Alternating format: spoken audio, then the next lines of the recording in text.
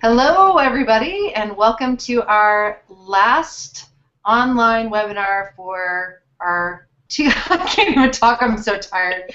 2014 Humor Marathon Beyond Funny, hashtag EndALZ. You want to, let's see, I'll show EndALZ. There we go, that was fast enough. Hashtag Beyond Funny, hashtag The Longest Day. We're going to talk to you for the next 20 minutes about how to use humor to manage your stress. Oh, wait, hold on. Let me click over to Karen. Karen's given us a, let's see. There we go. And ALC. If that's, yeah, okay. I'm going to go ahead and click back here. So I was just telling Karen, oh, my eyes are watering a little bit, that as the sun is starting to go down at my condo, which we're broadcasting this from, it is now getting into shot here. So I have this hat on. I thought it would be good for me to keep my headband so that everybody knew it was actually the same day, because I don't actually wear that headband every single day. But I had to switch over to protect my eyes and be able to see here. So that's why I have the hat on. And I think it's funny, we were just talking about this earlier downstairs as we're getting ready to plan for next year's event, that we're trying to film a lot of this, the kind of behind the scenes of getting this effort up and running. And one of those is the fact that I'm filming from my guest bedroom, and there's a bed and pillows in the background, and that's totally normal. I'm going to show you Karen here. Karen is in my kitchen. So there she is. Say hello, Karen. Hello, Karen. Very good. We're getting a little punchy here.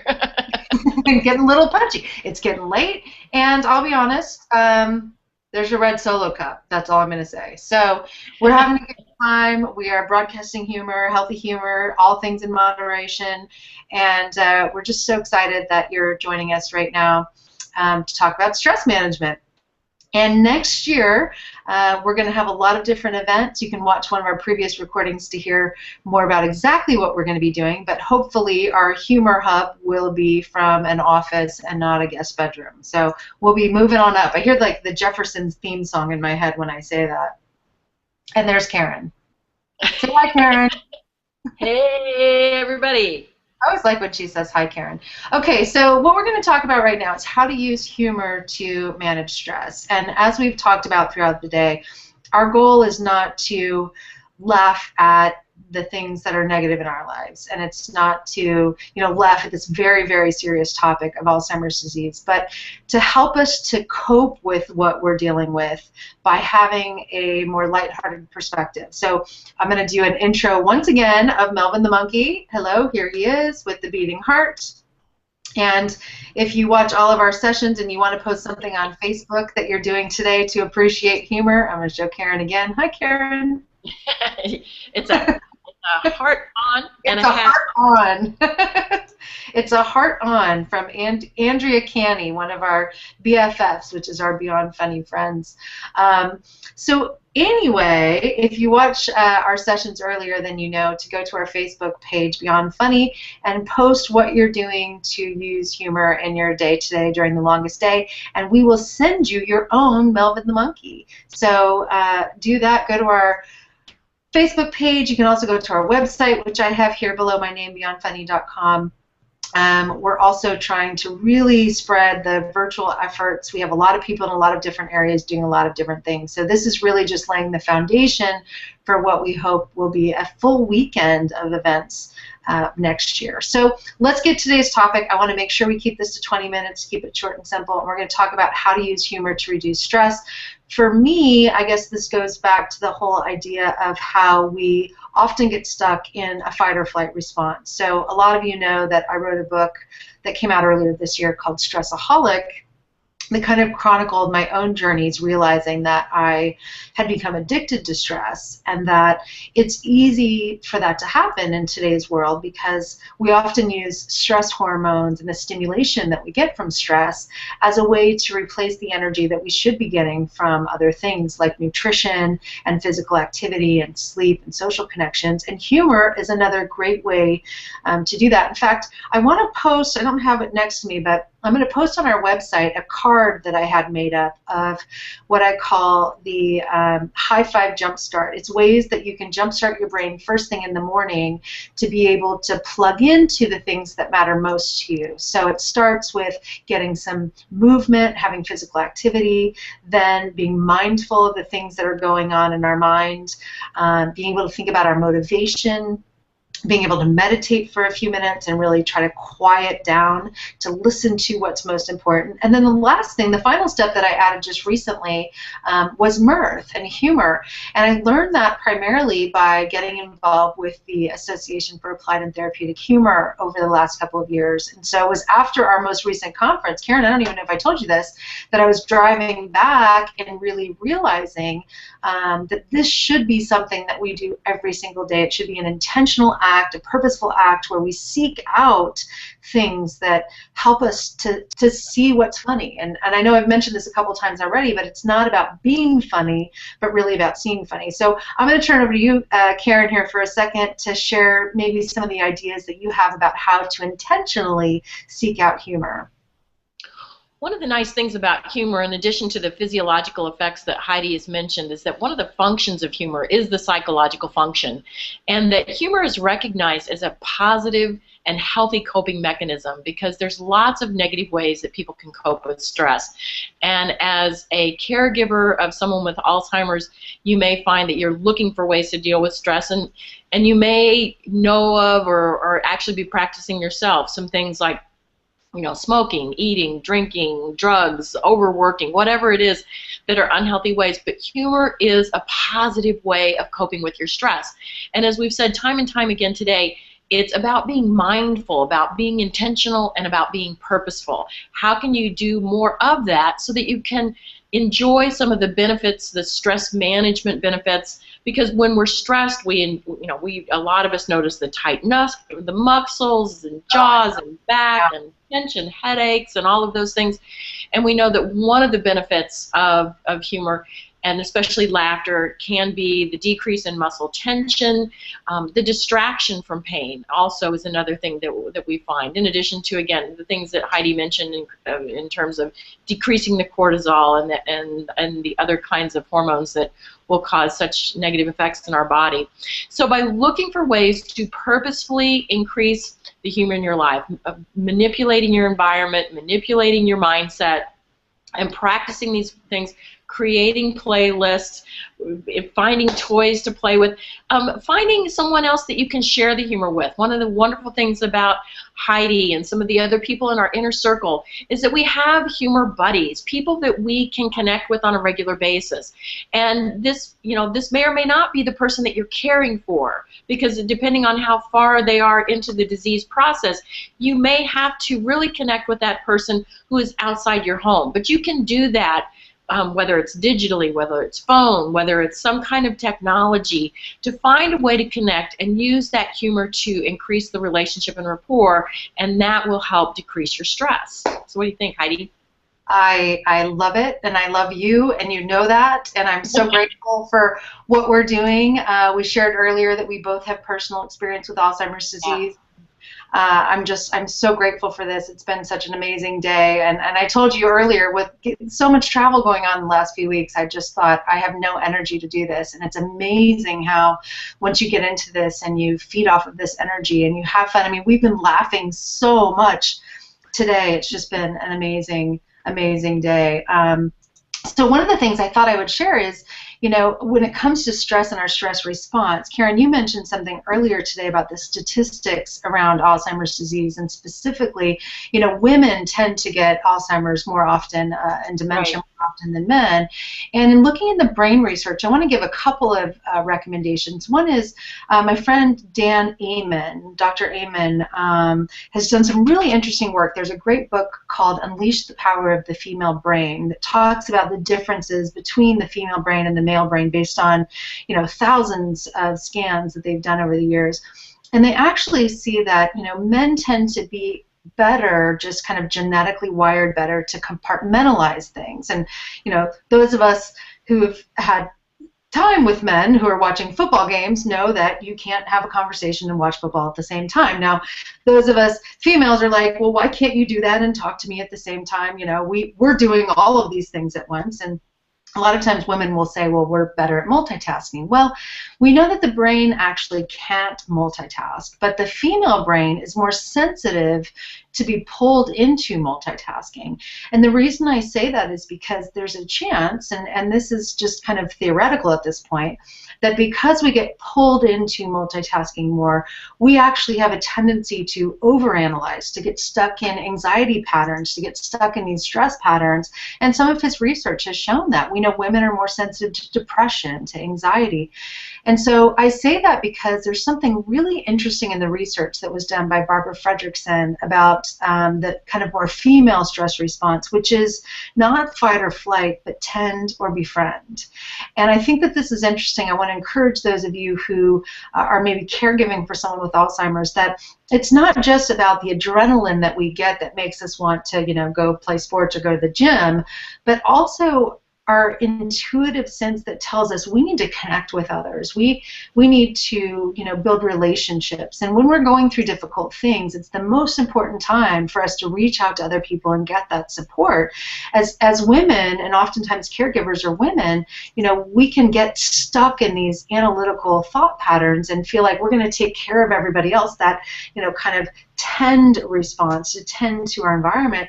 But what happens a lot of times is we forget that we have to put our oxygen mask on first, and we have to take care of ourselves so that we can take care of others. So, you know, I guess I want to encourage everybody, whether you're male or female, if you are caregiving for people, that it's so important that you're also nourishing yourself, that you're also recharging your own battery so that you have something to give, and even in the midst of the challenge, that you put in some specific strategies that you can use to do that. And for me, humor's been a really good way to do that. So, Karen, I'm going to rely on you again. You're my humor guru. She's one of the teachers of the Humor Academy as part of the Association of Applied and Therapeutic Humor. What are, like, if someone's really busy and they don't have a lot of time, what are the most simple things that somebody could do to add more humor to their day and maybe even share that with their community? I think that, again, being proactive, and something that I think that you and I need to stress here, pardon the word stress, but you know, rather than being reactive to stress, if you're not even already experiencing a bunch of stress, if you can start doing these things now, what you're going to be doing is building resilience for those times that when stress does occur in your life. And again, this just goes back, I don't want to sound like a broken record, but being proactive, and then you can do things very quickly. You know, like the other day, I experienced something that was just such a bummer, you know, and it had to do with airports, and you and I travel a lot, and it was like, ugh. And rather than just every time really allowed myself to get sucked into that, I proactively already had things set on my phone that, you know, within 15 seconds, I could just click on a funny photo, or I could click on a funny video, or I could click on a funny audio, or I could go to a funny app. So if you can start pre-arming yourself with some of these tools, then they're going to be right there. Having a humor buddy, being able to text somebody. You know, I texted Heidi, you know, after I just got off a stage talking to 9,000 people about locking myself out of the car. What do? I go up to my hotel room and find out I'd locked myself out of my hotel room, you know, and to just be able to text her and go, you're not going to believe this, you know, and to have her, you know, immediately text back, no friggin' way, you know, LOL. And it was, you know, immediately. And I tell the person next to me, by the way, on the treadmill who had heard Karen speak, you'll never guess what Karen Buxman just did. So thank you. That was contagious. You know, it was. So we were spreading the humor. So having these people strategically located, you know, fast dial, texting, whatever. So manipulating your environment, manipulating your mindset, having these things readily accessible so that you can have them right away, because if you have to go hunt for it and look for it and search for it, you know, now you're getting sucked down into the mire, you know, and you can still do those things. We keep DVDs lined up and things on TiVo so that we can immediately go to it if we're in a mindset where we're getting, you know, bummed out about something or our mood level needs to be increased. Songs on iTunes. I mean, you know, I got to say, I go to I have a music list, a playlist now of just silly songs, including, feeling happy, and whatever it is, don't worry, be happy. I mean, the goofy kinds of things, but nonetheless, they make me laugh. And really, that's all it's about, because it doesn't matter if it's funny to anybody else. Okay. Right now, it's all about you. So it's funny to me. Yeah, I'm glad that you said that, because you mentioned something on one of our earlier sessions about a playlist. And, so I did that a long time ago. Music, there's a couple of things I added. So I have my high five, and they're all M's, with the movement, mindfulness, motivation, meditation, and mirth. And those are kind of the core 5 things for me. But I also personally use music and massage. As you know, I'm a big massage fan. And for my birthday, I give my friends, coupons for massage, because it just makes me happy. So I'm a big massage fan. But music, I had a couple of songs when I was really going through a dark depression that I would listen to every morning just to help me kind of get out of bed. And so I have playlists for that. But you used the idea of the playlist differently today, and that was to actually intentionally set some time aside and write down things that you do, that you enjoy, that are playful, that are kind of go-to activities that recharge your battery. So I was hoping you'd share a little bit more about that, the idea of playlist from like what you're doing to get more play. Right, and if you can, when you're in a positive mindset, sit down and start writing out things that make you smile, make you chuckle, best even if they make you laugh out loud. That's like bonus. But right. Things that are fun for you, because Heidi and I could give you a list of things that are fun for us, but they might not be fun for you, because sense of humor is as unique as your thumbprint. But here's the thing: we would give you the charge of, after you watch this, to write down a minimum of 10 things that you find fun to do, and that at least half of those things on your list cost $5 or less. And the mindset behind this is that when you're most in need of fun is when you're going to least be able to think of something fun, because you're just, you're bummed out, and nothing sounds fun when you're depressed, or you're anxious, or you're angry, or you're bitter, or you're tired. So you made an agreement with yourself that I'm going to do at least one thing on this list. And the reason that we have some of the items cost under $5 is that sometimes we're bummed because we don't have any money. And we don't want this to be an obstacle. So whereas I used to tell people, if and when you're feeling down, go to your list, we're ramping it up a little bit. Now we're saying, every day, pull out your list and say, I'm going to do one thing on my list. And as you think of more things, add it. This list can be dynamic, and you can add to it, grow it. Maybe things you later don't entertain you anymore, so you can take those things off. So this can be a dynamic, fluid list. Let it grow, and practice something on your list every single day. You will feel better. Yeah, and I love that, because so much what we're talking about is how do you get your brain into a state where it's not in survival mode, where it's not energy deprived. So, we talked about that earlier in kind of this overall concept of healthy humor. I talked about it in our last session looking at nutrition and how important it is to keep our brain fueled with the glucose that we need so that we don't go into survival mode. I mean, the whole goal here is to train your brain to operate more effectively, to build that resilience ahead of time. And we know with things like Alzheimer's and other forms of dementia and cognitive decline that the better we can prepare ourselves, ahead of time, the more cognitive reserve we have to be able to handle those challenges when they do show up. And of course, we know that they will show up. So, I want to make one little mention here of something that I meant to mention in the very beginning. And as I said, we've been kind of figuring this out as we go. Neither Karen or myself have ever done a Google Hangout before, so we're trying to figure this out, and hopefully it's working. I think it's working. We're proud of ourselves.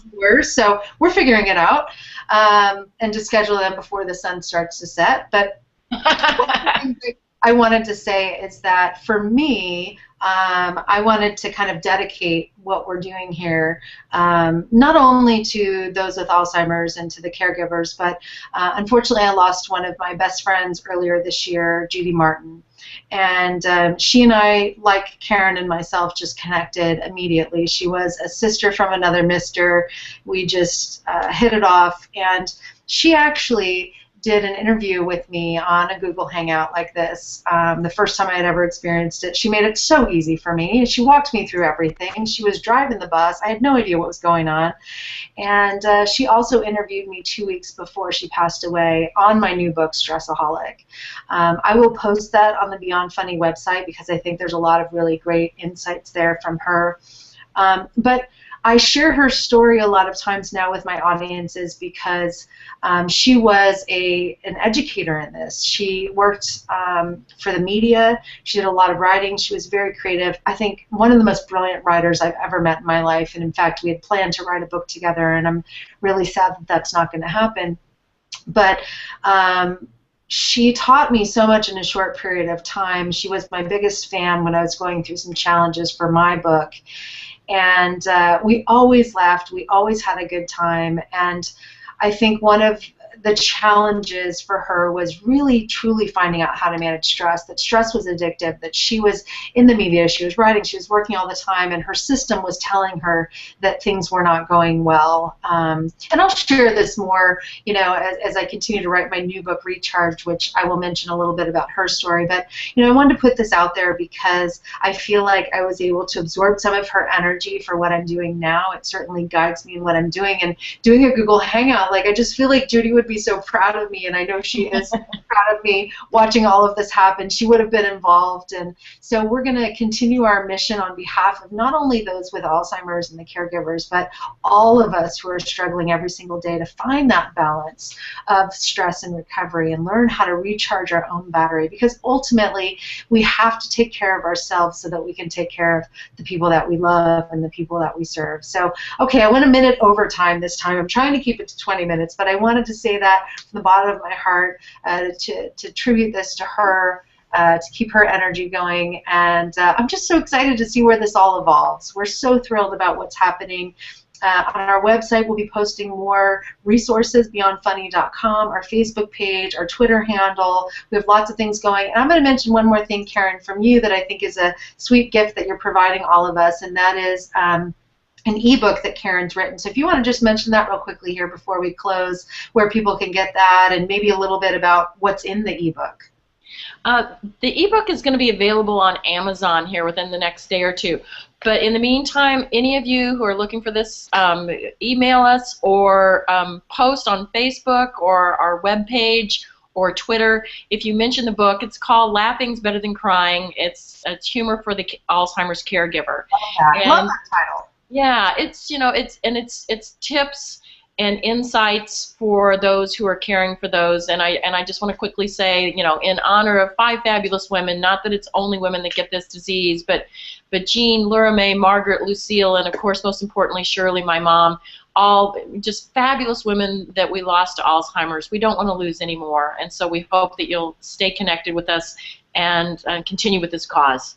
Oh, I love you, Karen. So thank you for being my co-host for today. We're so excited about what's happening next year. So please like our Facebook page, send us an email. We have so many things going on for next year that whether you're here in San Diego or virtual, we have a lot of ways for you to get involved. One of our big missions is going into the senior care facilities and actually helping to bring humor to those facilities, and we have one of our BFFs, actually Joe Pagano, right now doing one of those events here in San Diego. So we're proud of him, and Deborah and Linda, Barbara and Erica, and we have so many other people I'm not going to remember to mention, but it's just going to be growing.